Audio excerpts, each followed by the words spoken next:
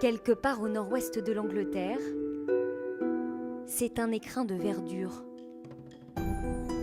Lake District, la région des lacs. D'immenses étendues d'eau bordées de collines verdoyantes. Sur près de 60 km, des pâturages idylliques, jalonnés de ces murets de pierre, comme si, ici, le temps s'était arrêté. Sur les eaux du plus grand lac d'Angleterre, il guide les touristes depuis 20 ans. Le capitaine Colin connaît son histoire dans les moindres détails. Ce lac est surnommé le ruban par rapport à sa forme étroite. Et si vous vous tournez, vous apercevez ce creux au milieu des collines. Vous voyez ?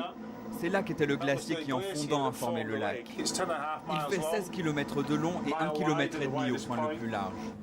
Parmi les touristes, nous avons croisé cette famille venue de Charente-Maritime, visiblement conquise par la région. Moi, je ne connaissais pas du tout tous les lacs qui s'y trouvent. C'est très joli en paysage et on découvre plein de choses. Ça nous plaît bien pour l'instant. On a encore une semaine, on va en profiter.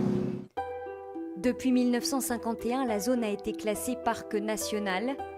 C'est à ce jour le plus grand d'Angleterre.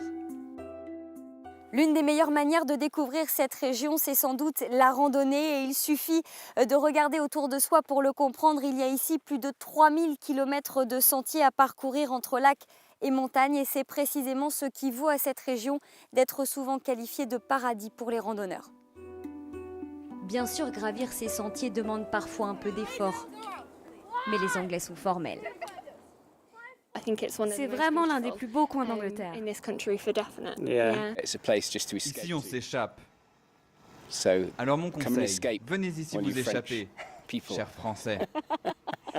À Lake District, il y a ceux qui sont de passage, et puis il y a ceux qui y ont fait leur vie.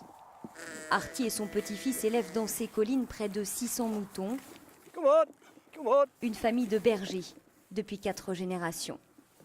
Mon père a loué la ferme en 1919. Ma femme et moi, on a pu l'acheter en 1964. Et l'autre jour, je discutais avec mon petit-fils Bradley et je lui ai dit « Tu prendras la relève, c'est le plus important. » Le berger le reconnaît volontiers, la tâche est difficile et les hivers souvent rudes, mais il n'échangerait ses collines pour rien au monde. C'est une chance immense de vivre ici. Oui, j'ai de la chance.